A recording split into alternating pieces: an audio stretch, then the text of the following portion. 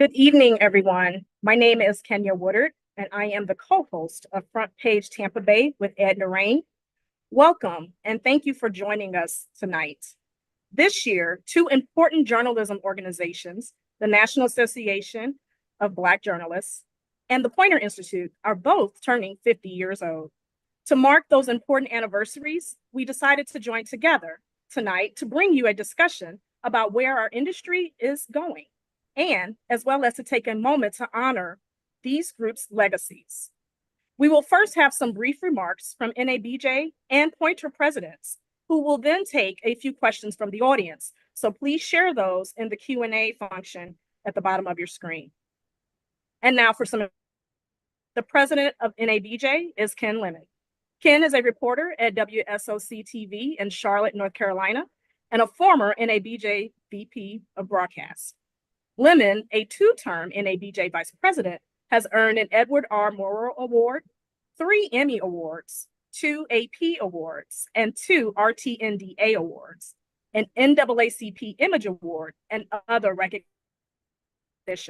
He is a founding member of the reestablished Charlotte Area Association of Black Journalists and was elected to 2 terms as the chapter's president.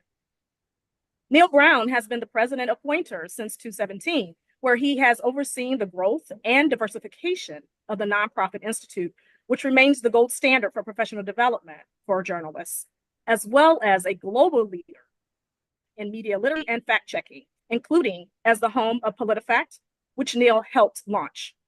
Previously, Neil was the editor and vice president of the Tampa Bay Times, where he led the Times to 6 Pulitzer Prizes in 8 years. He has served as co-chair of the Pulitzer Prize Board, and during his 40-year career in journalism, has also Miami Herald and Congressional Quarterly. Later this evening is Eric Daggins, who is a television critic, media analyst, and guest host for NPR, and soon to be the Knight Chair in Journalism and Media Ethics at Washington and Lee University in Virginia. Previously, he served as a contributor to MSNBC, NBC News, worked for nearly 20 years as TV critic and other roles at the Tampa Bay Times, and is the author of the book Race Baiter: How the Media Welds Dangerous Worlds to Divide a Nation. Ken, we'll turn to you to start us off. Well, 50 years. And the one thing that I can think of is just the amazing dichotomy between the way we started and the way we are right now.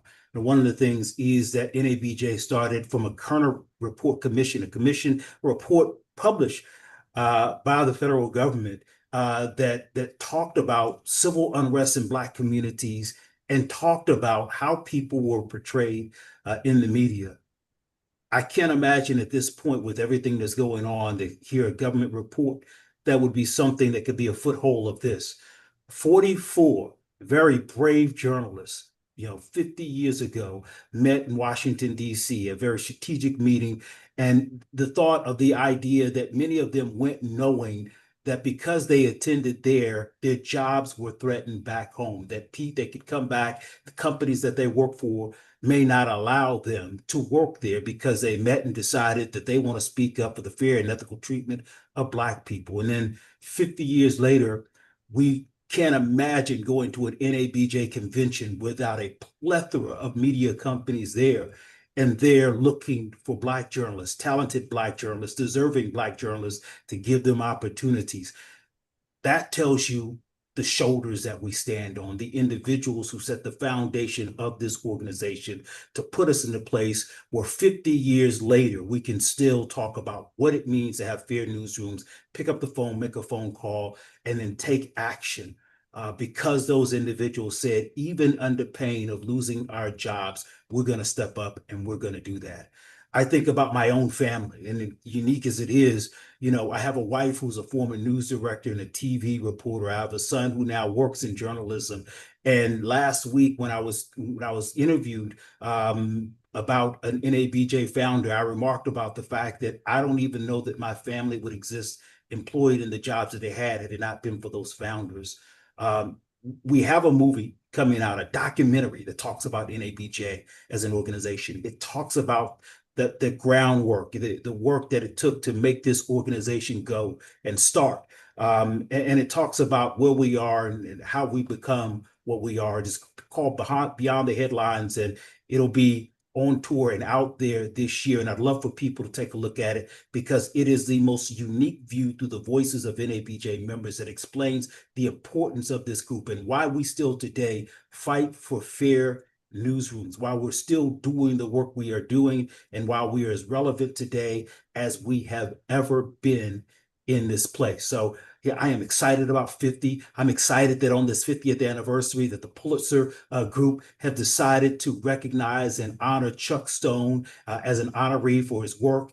And just in Philly, listening to how Chuck not only it was a founder there in Philly and a founder of the national organization, but how we interacted with the Black community and how many times people who decided to turn themselves into law would go first to Chuck because they understood the importance that a free press and someone like Chuck meant to the organization. Those tenets, those individuals and the things that they do, they still lead the organization to this day. Awesome. Thank you so much for your words, Ken. Neil, over to you. Sorry, thank you. Thanks, Ken, for those inspiring remarks, and thanks to NABJ and to everybody on this webinar to celebrate these anniversaries. They really are profound, and it's a great honor to be here and to be here with NABJ. 50 years. One of the things that comes through in Ken's remarks that's universal is that when organizations like Poynter and NABJ sort of look back, they can always point to individuals who had both vision and courage. And you mentioned Chuck Stone, and we've got Nelson Poynter. First of all, both of them love bow ties. They seem to really dig the bow ties and bring that. And so, we like to celebrate that. But ultimately, of course, they were about courage and vision. And, they really believed in the fundamentals of truth and the power of journalism that guide us to this day. And so what's fun about these anniversaries is they're not just a chance to look back, but to look back at what made these organizations strong, fundamentals of integrity, accuracy, belief in journalism, and then to throw it forward on how we're going to go ahead and push this industry, push the democracy forward in terms of belief in journalism, belief in fact-based expression, belief in an open mind and civil discourse. And it's not an easy task, right? I mean, well, I'll tell you this, certainly right now, as we think about our 50 years at Poynter and we think about partnering with organizations like NABJ, it's at a time where journalism is, at best undervalued and at worst under direct attack. And so we have to bring our own level of vision and courage going forward. And I salute everybody who's on this call and all the journalists who work with Poynter and with NABJ and those who are out there in the field in communities believing in what they do, having some success. I believe we should have our chins up and be proud of what we're doing, but also recognizing that it's a difficult and challenging world. Over the last couple of really the last generation, and I sometimes say in journalism, it used to be that you say a generation was 25 years. Now a generation in journalism is like 5 years, right? Things change dramatically, and I'm sure everybody in this call sort of feels that. So I bring that up to say that the value we're bringing is the fundamentals of Nelson Poynter, which were independent journalism, local journalism, and so many of you on this call and who are affiliated with NABJ care very much about your communities, however that's defined. And believing that local and independent was key. And now we have to throw it forward, which is a value that Nelson Poynter had from the get-go, which is do not be afraid of change. Change and adaptation matter a lot, and how we respond to that goes to our relevance. And one thing that everybody on this call would share is it's critical that we be relevant in this moment and going forward. And so we're glad for these kind of conversations, which allow us to think hard about, can we change? Can we make sure we are close to our audience? That journalism is not a top-down, unidirectional declaration of how you should think and how you should act, but is a conversation with our communities and our audience. And that then we can prepare both journalists and citizens for a relationship.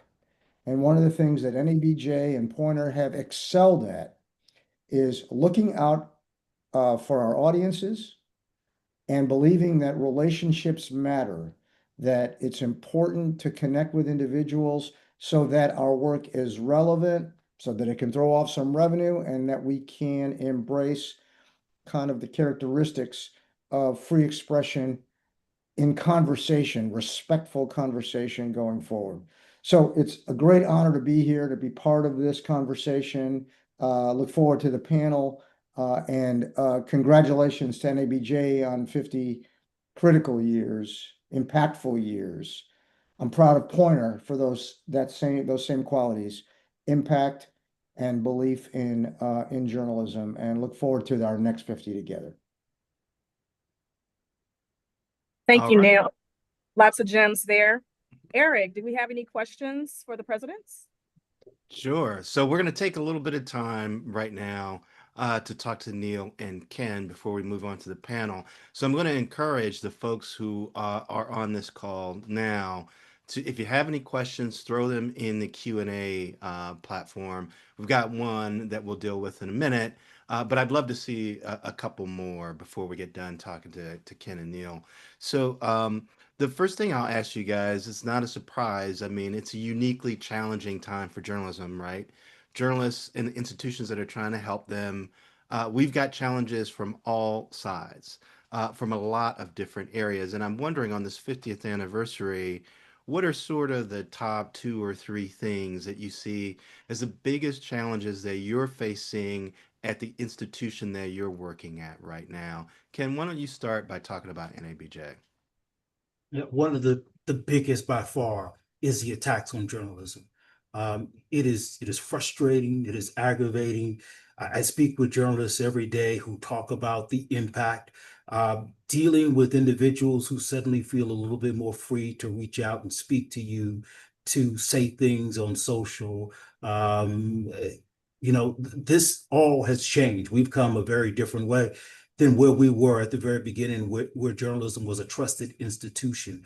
And it's very difficult for our journalists who get up and do the work of gathering news and finding facts and presenting it to the world every day, only to have all of that challenge because individuals, and this comes many times from the very top, from the president of the United States, sowing the seeds of distrust, not only in the media because they don't like what they hear from individuals, but also in our case, in NABJ's case, because they don't like the way those individuals look, because they don't think those individuals should be in the place simply because they don't reflect what you think should be reflected. That's the biggest challenge that we have right now. It is a frontal assault, it is an attack, and it's one that we worked on with other journalism organizations to make sure we hit hard and to remind people, we've come through very strong things in the past. We are here. We will do the job, not just because we're just determined to be around, but because there's a community of people who rely on us and we will not fail them. It is our jobs to make sure not only that they're well represented and they're well informed, but they can rely on us each and every day to be here for them, because voices can be lost in this process. So one of the things that we do, not only as we work to make sure that we fight back against this, is to also encourage journalists on that front line, because it is tiring. You may find yourself, just like I do, waking up every day looking at the headlines and go, oh my God, what now? What on God's great earth now? But somewhere out there, there's an individual who's relying on you. And those are the people that we need to be present for as NABJ works to make sure that we protect the right for you to be there and that no one pushes you out, because you have earned that opportunity. And Neil, I can imagine that attacks on journalism are also something that Poynter is facing, but are you facing them in a different way because you're at the Poynter Institute. So I endorse everything Ken said so eloquently and powerfully. For us, the next level is in fact helping the leaders balance courage and imagination, because we need the courage for all the reasons Ken just described, and we need leaders of news organizations to help their team, work with their community, fight back in an environment where the audience isn't quite clear where to go on this. And it's stressful, right? And so we work as hard as we can with the leaders from middle managers on up of news organizations to reach out to your community, to support your team, and to figure out how to take a stand for the principles we all embrace and agree on. But we need the imagination to show how we can provide value to our audiences so that we can keep sort of going. I mean, we think that among the biggest, I'd say among, because there's a lot of issues, including legal and social and cultural, but among the biggest issues that we want to empower leaders to do is to see that some of the antidote is providing such value to your community that they're not being cowed by this rhetoric and this sort of cultural sort of angry fit. And the reality is, if we provide value, if we can provide journalism that helps people live their lives, guide themselves, self-govern, feel included, that value could overcome some of the rather terrible approaches that some in power are taking against us. So I think it's got to be, as I say, kind of a dual battle to help leaders deal with the moment, push back as needed, but also have the imagination to go forward and make sure that journalism is valued. Now we've got a question in the Q&A from Pia Jordan, and I want to make sure we get to that. She's wondering, how can we encourage increasing diversity in the newsrooms when DEI, diversity, equity, and inclusion, is discouraged? What do you think, Neil? So diversity has always been about honest storytelling, right? So I think we have a commitment to the power of accuracy. That's not an irrelevant point. And now I wouldn't personally, we're trying to encourage folks to not get caught up in jargon or terminology. Not that it's not important, but that's not the point. The point is that we need to tell truthful and honest stories. That will require a diverse workforce. That will require content that appeals to diverse communities, because we all serve multiple audiences, not an audience. And the marketplace will respond to that, and that will help embolden us against it. I'm not naive. I mean, we've got people, since we're a Poynter, we're a nonprofit, we've got people who get grant money who are having to cleanse their grant applications of their language and stuff like that. We get it. We want to help. I don't mean to be naive about this assault on this sensibility, but we still think that the best way is to, through the lanes of journalism, to tell the most accurate and honest stories. And editorial independence means we're gonna tell you how we do that. And we're gonna decide who the best reporters and editors and journalists are to do that. And that, I can tell you that straight up, that will be a diverse and inclusive workforce. And I will Ken, I tell want you, to bring yeah, you in, because I mean this, disparagement of diversity, equity, and inclusion would seem to sort of strike at the heart of what NABJ stands for. it does indeed. And what we're watching for is the practice. Those people who will step forward and try to take that rhetoric and put it into practice. We know a couple of things about diversity. Not only does representation matter, not only is it important for how you reach the audience, but we also know, and there have been many studies on this, that shows diversity produces a better product, whether it be in decision making at the very top, whether it be in the quality of the work that we present to the public. Diversity makes a better product. But the civil issue is the biggest issue, right? The idea that anybody might step up and try to act on this rhetoric, we're going to be there and we're going to stand against it. As a matter of fact, one of the things that we're working to do right now is working to preserve positions and jobs that are important to people within the Black community and speaking out against them and making sure that as we hear that action may be taken to try to remove some of those positions in this critical moment, in this very critical moment, that we're speaking out against that. All right. Well, Neil and Ken, I want to thank you guys for joining us. That's Ken Lemon, the president of NABJ, and Neil Brown, the president of Poynter. Um, Folks are still posting really great questions, and what I'm going to do is I'm going to use those questions in the discussion that we're going to have next. We're going to bring on a few more really amazing journalists to talk more about some of these issues that we've been unearthing. So first, Ken and Neil, thank you so much for joining us. Now we're going to bring in some new voices. We've got Lori Walden, who's the president and general manager of KOAT TV, the ABC affiliate in Albuquerque, Santa Fe, New Mexico. She's also worked as an executive and news director in multiple newsrooms, including in California and Wisconsin. We've got Betento Batts, who's the dean of the Walter Cronkite School of Journalism and Mass Communication at Arizona State University, and probably the best dressed guy on this call. Previously, he was director of journalism strategies for the Scripps Howard Foundation and was an architect of the Howard Centers for Investigative Journalism. And we've got Anzio Williams, who's executive vice president of talent, strategic initiatives, and team impact for NBC Universal Local, which includes multiple NBC and Telemundo stations and other broadcast properties. He's also worked in leadership at TV stations around the country on teams that have earned Emmy, Edward R. Murrow, and Peabody Awards. So I want to thank Lori, Betento, and Anzio. Thank you so much for joining us. Okay, so there seem to be a really wide array of challenges facing journalists right now. What are, from your perspective, the places where you are, what are the issues that you are really struggling with right now? And particularly when we're talking about, you're often involved in local news. What are you seeing on the ground level? Lori, why don't you start us off? Sure, happy to. First of all, it's just such a pleasure to be here. Thank you. I'm just honored to be here. Um, I think it's a trend, but it's something that we're also celebrating, and that is the importance of local news and local television.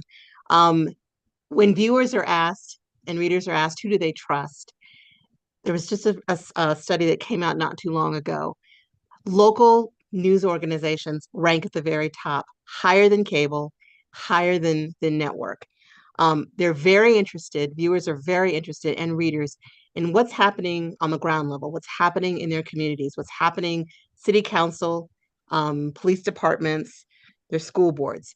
So it's all about local. They are very interested in local investigative journalism. And so we invest in that. People are very interested in that. And that's true of younger viewers and older viewers. I think one of the biggest challenges that we're seeing in this industry right now, quite frankly, whether it's local or even in network, is just our competition, and our competition has changed. It's our biggest competition, streaming, and it's online. You know, it used to be that the gold standard of our ratings were late news. And right now, our biggest competition for late news, it's the Netflix and Hulu and Prime. That's where people are. And those viewers have changed. They are not about appointment television. They want to see news when they want to see it and how they want to see it. So those viewers, they have definitely changed. That's a huge thing. Um, and then I think one of the other things that we're really seeing too, just on a ground level, is just our staffs. Recruiting and hiring has never been tougher. It's not even surprising anymore that we're hiring them right out of school. Now we're hiring them when they're in the classroom before they've even graduated, because there is such, the competition is fierce. And what we see in these candidates, and again, our workforces are our most important resource. These employees have changed. They, in many cases, are less willing to move. They are more competitive when it comes to salaries. And more than anything, they let us know that work-life balance is not optional, it is mandatory. And they want to know that we recognize that. So while there are a lot of challenges, there are also some things that we are celebrating as well. So I want to go to Anzio next, and I do want to ask what you're seeing in your area of media, but I'm really intrigued by what Lori said about staff, because one of the things that we hear from folks is that they're worried about job security and they're worried about being able to maintain employment. So to find that it's hard to hire people because their standards are so high in an environment where there's also a lot of worry about job security, I'm wondering if you're seeing the same thing and if those two things make sense to you. They do. They do make sense, and I think that when I use the term, the personal responsibility, and the personal responsibility is for all of us. Personal responsibility is in journalists and those who are companies. What responsibility are we taking, and as it relates to, young adults coming out of college, into our profession? Are we evolving, as the industry has always evolved? And so when I look at NABJ and Poynter and what both of these organizations has done for my career, I knew about NABJ before I graduated. I attended a conference before I graduated. I attended NABJ programs training. So that training that I got from NABJ before I even got into the business gave me my foundation. And a year into my career, right after school, I was at Poynter getting training. Both of these were highly, big influencers in my training, my upbringing. Even when I worked at a station that, maybe, it wasn't the most, uh, knock dead on it, on some of the facts and some other things. I had the foundation. I knew what was right and what was wrong. So what I would say is that we continue to put our money behind it as organizations. These organizations that are training these young adults that are coming out there, they want training and feedback once they get into the workforce. They need more attention. That's okay. They need more attention, but that's, as we're allocating our time, in newsrooms, I get it. Having been a news director for 20 years, we're chasing the next story, but we have to step back and say, okay, how are we developing folks? How are we making sure they understand the rhyme and reason why we are doing the decisions that we're making? And then the responsibility part comes in holding each other accountable. Yeah. We have to hold each other accountable when we mess up, because we have there's no more room for mistakes, because the mistakes just feeds into the narrative. So we have to be damn near great and perfect in what we're doing, and when we're not, we need to look at why not and what can we do to make sure that doesn't happen again. So, Batento, I want to come to you because you're preparing young journalists for this workplace, and in fact, you're curating journalism while you're preparing these young journalists because they're doing journalism too. So what are you seeing in your corner of media, and what are you seeing are some of the major needs of these young people that you're trying to prepare for the workplace? Absolutely. Thanks, Eric. And again, I'm pleased to be here as well. I want to also point out a point of pride for us here at Cronkite and at our sister program, the Howard Center for Investigative Journalism at the University of Maryland. Last week, for the first time, we were a collegiate program was listed as finalists in terms of being collaborators on a project for the Pulitzers, and we in the investigative journalism category. And Well so done. this was the project that we worked on with the Associated Press and Frontline Lethal Restraints. So the Howard Centers at Arizona State and at University of Maryland worked a lot on those projects over the course of a couple of years, and we had several students who worked on that. And so again, I point that out because it shows that, students are capable of producing excellent journalism and being real true contributors to the journalism ecosystem. So our role, higher education's role in this is not only, as you noted, Eric, it's not only talent development, but it's also, contributing to, daily journalism or investigations like we've done here, and doing it in an excellent way, a way that should be noted. And I think that that's only going to happen even more. But also to your direct question about, how are we preparing students, or what are some of the challenges? The key thing is that we always ask ourselves, are we preparing students for the jobs of today or the jobs of tomorrow? And the answer is both. And then how can we prepare them to get their first job, but then also to be able to go in and be meaningful contributors and even disruptors in some cases, in terms of how to approach the process differently, how to be innovators, how to even think of this entrepreneurially.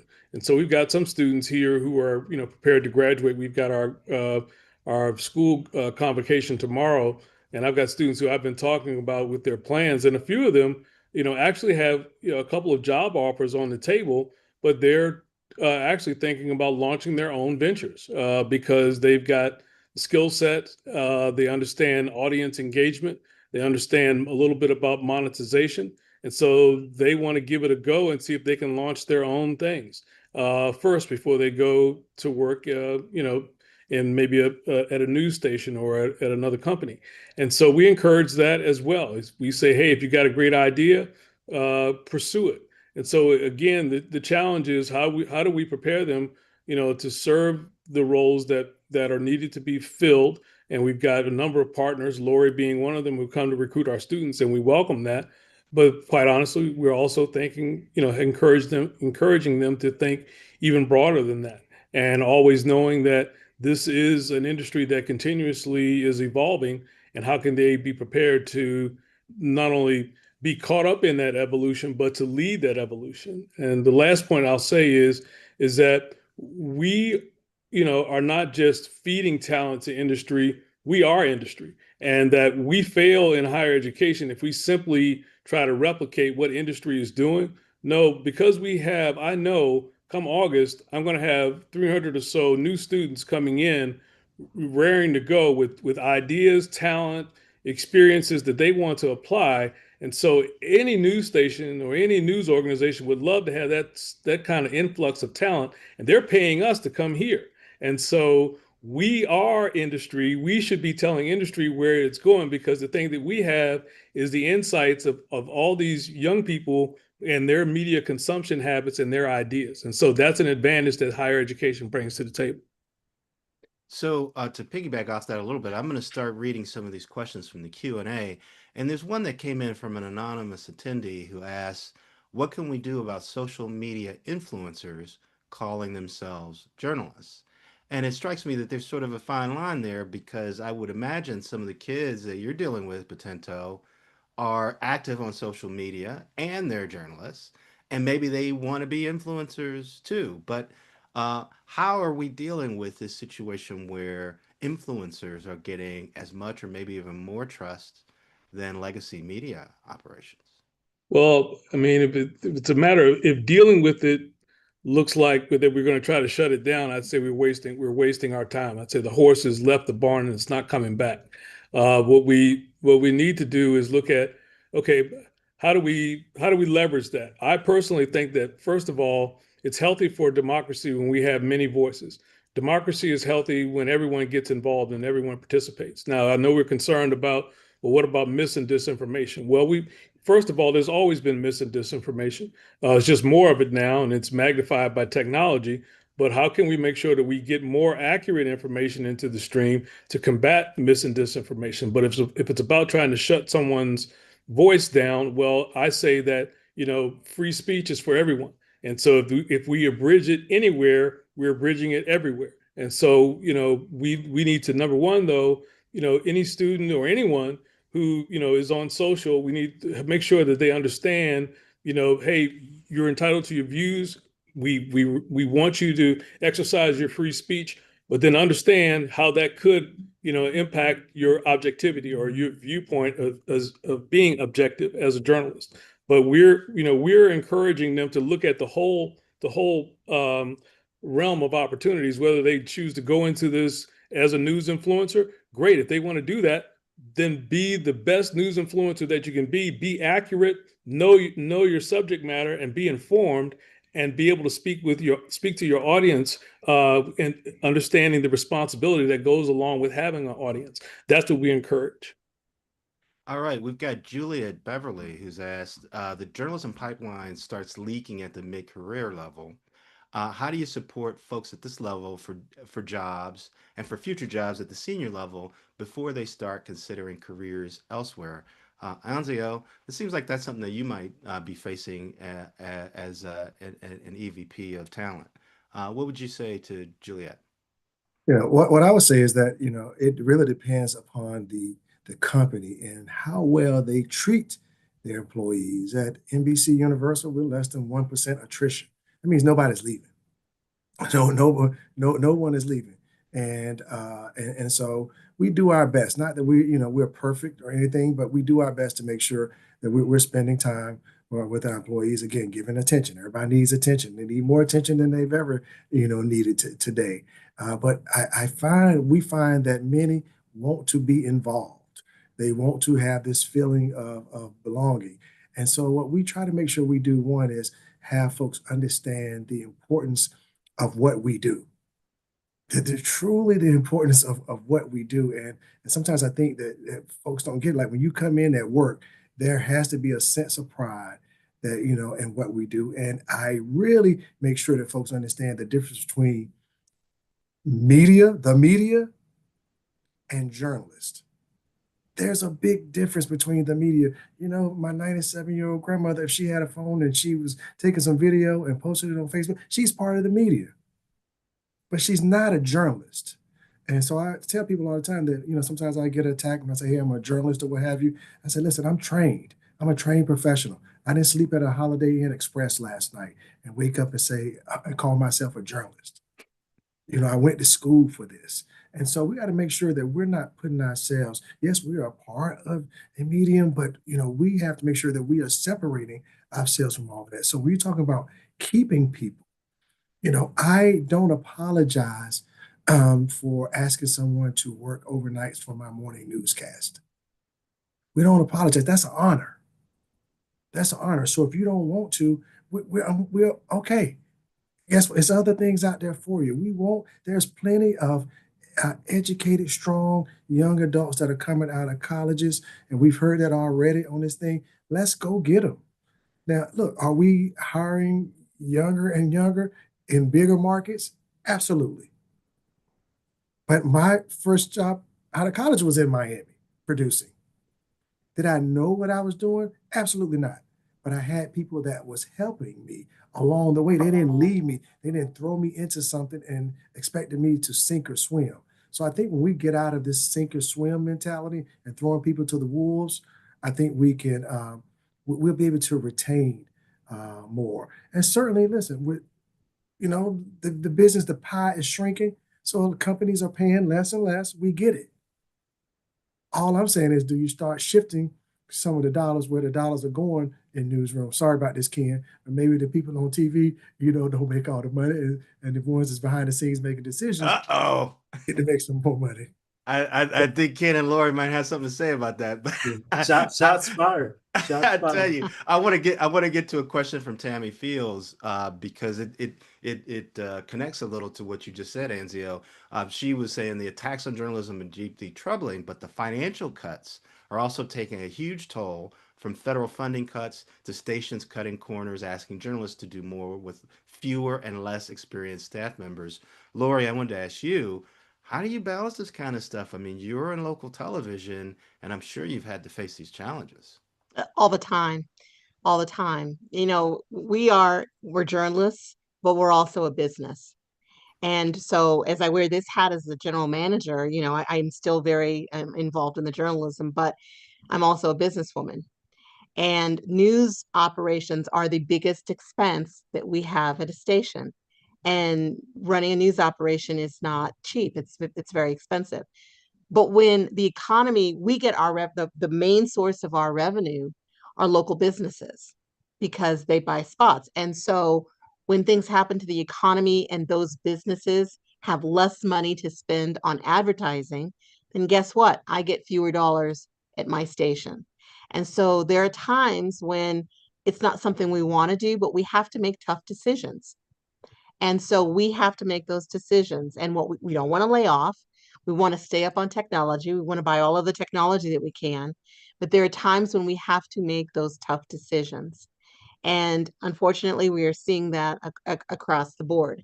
And so a lot of times when you don't want to lay off, we do ask people to do more with less. And it's really, really tough. That's the reality of where we are. And as I mentioned, we have competition with streaming and other online content. Um, we are fighting for those dollars. We are fighting for those dollars. And so it's real. It really is real. But So, I wanted to just ask one other thing, sure. Eric. I want to go back. It's something that you mentioned, and it was the question that somebody asked about management and how they said that they were thinking, they were worried about having to leave. That broke my heart. That broke my heart because we really need strong leaders in our newsrooms. And we will see the reporters when I go to NABJ and the conventions. People want to be the anchors. They want to, but and Anzio does too. We go looking for those managers because I have to say, I do not want to be sitting at this table by myself. We need people of color to sit at the head of our tables, and we need that. And so for those who are managers and being, they are disheartened, please don't, because we need you now more than ever. We need good leaders.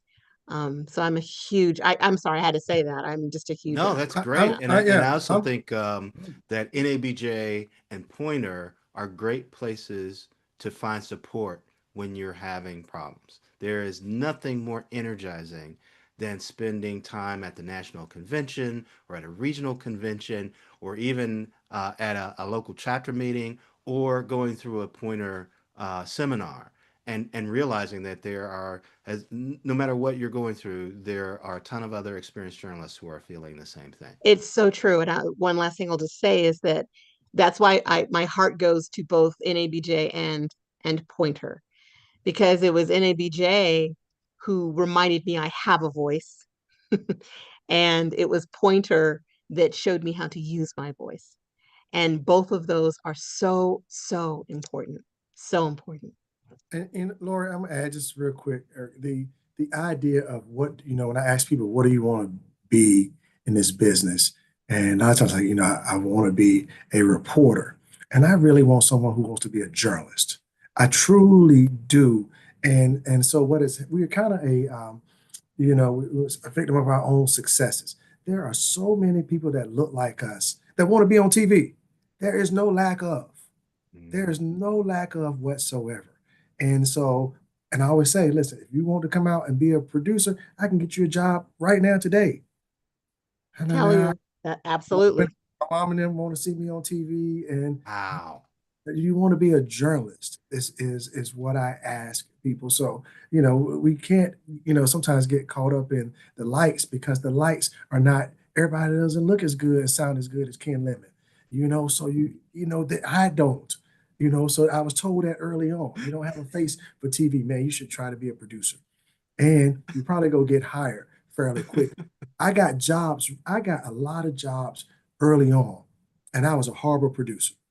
Mm. I was a horrible producer. Absolutely. Now, when I got there, I had to learn it every time. I had to work harder than others, to learn how to do it. But I know I got it because nobody else wanted to do it. I was walking, breathing, and and I could write a little bit. But so I encourage for those who are listening, all of us, to make sure that we are giving these young adults, when they're coming out, the opportunity to know everything that's going on. And then the last thing, the absolute last thing is, we have to make sure that when, Dr. Batts is teaching these young adults how to do any and everything, that's what I call them, the Swiss Army knives, that we don't take them and try to turn them into butter knives. And all of a sudden they don't keep up those skill sets. Those multiple skill sets is the way in. When you can come work for us and do multiple things, your longevity is increased. There you go. Hey, so now Lori and Anzio have both said that there's jobs out there. So, if there are people on this call who are looking to work, get in touch with Angio, get in touch with Lori. Maybe they can help you. Now, Ken, I want to bring you in for a question that we have. Leanne Anderson asked this, and I think we've seen a couple other questions too that are concerned about NABJ being directly targeted by the Trump administration or by federal officials because there's been this crackdown on DEI. And I didn't know if you wanted to speak to has there been much discussion about that? Is there a strategy in place? Yeah. What do you say to NABJ members that are concerned that the group might get targeted? There's always that possibility, especially when you have an organization that is, or an administration that is unpredictable as this administration is. But at the end of the day, that cannot keep us from doing the job that we have to do out here. Because when you look at an attack like that, oftentimes that's exactly what it is. My mom told me when I was young one time, I came home and I was frustrated and I was upset. She said, "What's wrong with you?" I said, "There's a guy at school, he's bigger than me and he wants to fight me." She says, "Well, then you meet him." Why? Because a lot of the big guys know that you're going to be scared off. But if that is your principle, if that is your mission, if that is your calling, and if there is real true purpose for you being there and doing that, you can't step off of that. There's too much at risk to do that. And so I had a very poignant conversation with one of our past presidents, and they say, you got to call it. And we stepped up and we called it. And we're not going to stop calling it, and we're not going to stop bringing attention to it, regardless of what anyone else may think of that. That's what we're called to do. This is the mission of the organization. I do want to speak to one thing real quick because Juliet asked a very poignant question about NABJ. That was part of her question. We are working right now, and my goal is to see that we help to usher people from the classroom in college to the C-suite. We want to see as many Anzio Williams as we can possibly get, since Anzio's calling names on folks. But seriously, Anzio was identified early on, and Anzio took the management track. And so this year, we have a leadership academy that works with people who are department heads, become publishers and general managers. This year, we started that second tier. That second tier is looking at people who are managers who are not at the top of their department, but working to make sure that they have the tools, have the learning, have the training. They become a cohort and they learn how to become that department head. And then from that department head, become a general manager. And then we're working also to build from the bottom and introduce our students to something other than a byline and a SIG out, and helping them to understand what that means. And then as they become emerging journalists, help to direct them towards management opportunities. Because when we have more people at the top making decisions, you see the results at the end. There you go. So we have a question from Howard Ailey that I think is a pretty good one. How do you get access to cover news events prior to being affiliated with a big news organization? It feels like a catch-22. We need experience to get hired, but access to attend events, including press conferences, which can often be restricted to major news organizations.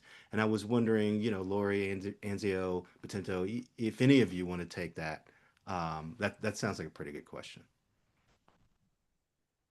I was to talk about the power of the email, because everything comes in emails these days. Maybe back in the day, everybody have a fax machine to send a story, tip, an idea to a journalism organization. But today it's about having the right contacts, whether you have the assignment desk or the gathering desk that's looking at all that stuff, or whether you're going directly to an individual and sending them an email. But it's all about the pitch.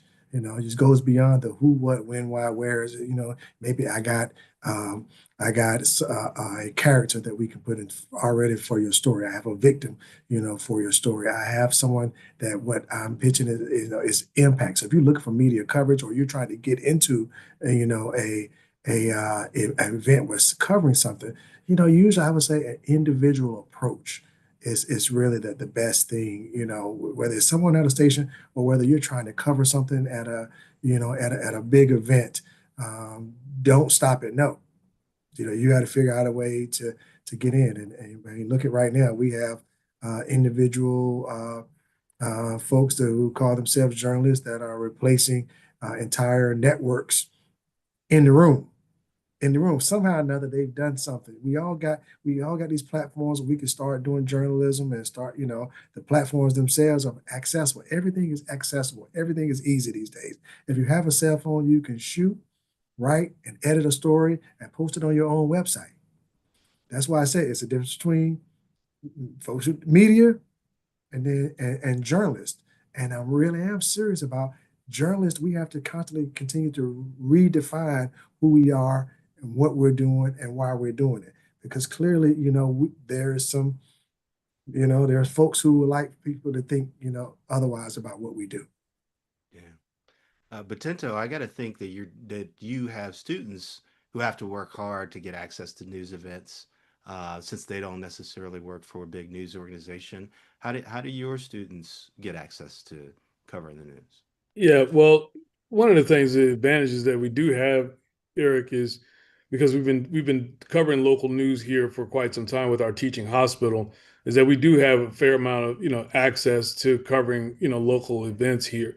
But I did want to sort of piggyback on what Angela was saying. The other key thing to getting access and making that pitch is really, what audience do you bring, and understanding who your audience is and what you're bringing to the table, and how you're going to bring an audience that perhaps isn't already covered, or isn't already there, and knowing what they want and how that and what value that would have to whatever event that you're covering, or whatever organization that you're seeking to have access to, and being able to articulate that very, very clearly and strongly. So we've got questions, one from Richard Washington III and one from Carolyn Shapiro, that are kind of dovetail. Richard's asking about what role do you think AI will play in news gathering in the future? And Carolyn is asking, how can news organizations use social media better than they're doing today? And it almost seems like they're both questions about technology. We've got this advancing technology that's challenging what we do as journalists. How can we be better at social media, and how will we find a way to use AI to benefit our journalism? Lori, you want to take that? I'm gonna put you on the spot a little. Sure. AI is tricky. Um, for a while AI was AI, but there are some good applications for AI. I think what we have to remember though is AI picks up what's already out there. And so it's not a substitute for journalists. It's not a substitute for the good work we do, but I think we also have to recognize that it can help. I think AI is most uh, effective when it helps streamline systems versus taking over the jobs that we do. Um, but I think we're all figuring it out, and I think AI is not to be shunned. I think it's here, and I think we use it. I think we just have to find good creative ways and credible ways, I think, to use it. What was the second? The second was also about technology, Social media, social media. That's probably, a hard one. TikTok, Instagram. The reality is you could never watch, and you don't have to watch a newscast or pick up a newspaper. I could sit at my desk and this all day long and be fully informed. And we know that. And so again, that's not something to shun. It's here.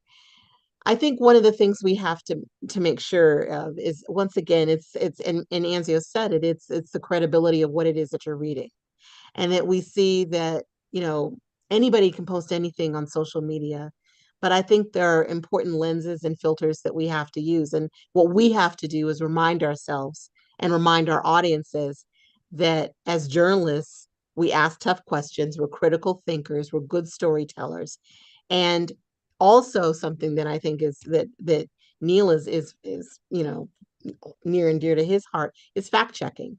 That has never been more important than it is right now. When you're reading things on social media, is it fact-based? Where is it coming from? And that's what I think we have to continue to remind our audiences, that what you're reading is not always true. And where is it coming from? Um, and so social media is a very, very important tool, but what are you reading and where is it coming from? And I think that's always going to be important. Well, we've only got about 5 minutes left, and Brandon's iPhone, whoever Brandon is, has posted a pretty good question that I think would be a good way for us to wind things up. So Brandon wants to ask this question of each panelist. Is there one piece of advice you would give to the folks on this call that they can take back to their newsroom, group, or organization to help reinvigorate and support their staff and craft? I added craft. So, Lori, why don't you take that first, and then we'll go through everybody. Ooh, Eric, I was hoping you'd come to me third. Um, We can, Anzio, you want to be a gentleman and take it first? Sure. I think it's always good for us to take a step back in groups and recount why we got in the business. Mm. What was our original goal? What was our purpose? Are we fulfilling that? How do you feel? I'm very comfortable with saying if you don't like where you are, if you don't like the business we're in, you know, it's okay to leave. It's okay to leave. It really is. Don't stay in it just because I don't know what else I'm going to do. We need passionate people, telling great stories, informing people. People need to be informed like they've never been informed before. But more than anything else, we got to make sure that we're getting it right. And are you getting it right? Are you giving it your all every day? We know that this is not a 9 to 5. If you want that 9 to 5, KFC, Popeyes, all of them, they got that. This is not it. This is not it all day long. And so these are things I want people to just sit back and just to remember, like, why did I get into this? I still love it all day long. I'm not in a newsroom every day, but I tell you what, my wife will tell you, first thing I do is turn the TV on. Last thing we do, turn the TV off. I know this, but that's because I love it. And so we want people that love it, and we ask others to kind of make sure that they love this thing because it's precious in what we do. Okay, Lori, you ready now? sure. Um, I've heard from so many people, and I really love that question. I love that question. I've heard from so many people nowadays who say, Lori, I love you and I love what you do, but I can't watch the news anymore. I can't watch it. I'm hiding. It's too much. And it's too much for me. And what I would say to the person who asked that great question, when you go back, how do you keep us strong and how do we stay courageous? Is be strong and be courageous, because now is not the time to hide. Now is not the time to say too much. We need these voices, we need this courage, we need this strength now more than ever. We need the critical thinkers, we need the good storytellers. And more than anything that I've always been reminded of is your voice is so important. Now is not the time to silence that voice. And at a time when so many of us are being silenced, now is not the time. Again, not to get too sentimental, but think back to our ancestors, think back to our families whose voices were told, who were told, be quiet, stay silent. This is not the time to do that. And so the way to fight back is to be a good, strong journalist and be a good, strong storyteller and find your voice and find the voices in your community and remind them that their voices are important too. So now's the time to get in there and do what we do. All right, Professor Batts, you got you batting cleanup. What would you tell folks? Audience. You Mm. we have to understand audience. So if we have failed anywhere, it's that we really have not been in relationship with our audiences, and not only just being in relationship with them, but being a part of it, and not just dropping in when there's something to cover, but really truly being a part of the communities that we seek to serve, and being present, being accessible, being there when there's not, a story to report. And again, bringing that audience engagement and an understanding of it is really, really, really important at this particular time. Thank you so much. I want to thank Lori Walden, Batento Batts, and Anzio Williams for joining us on this panel. I've been told by the folks at Poynter that their MediaWise project is doing a lot of work with AI. So go to poynter.org and check out some of the stuff involving MediaWise if you're interested in more ideas about AI. And I think I'm gonna turn it over to Kenya. You gonna take us Yeah. home, Kenya? Yeah, a hearty thank you to all of our participants and to you for attending the webinar. Please see some links in the chat for exciting events coming up from both Poynter and NABJ, including NABJ's National Convention. Good night, everyone. Good night.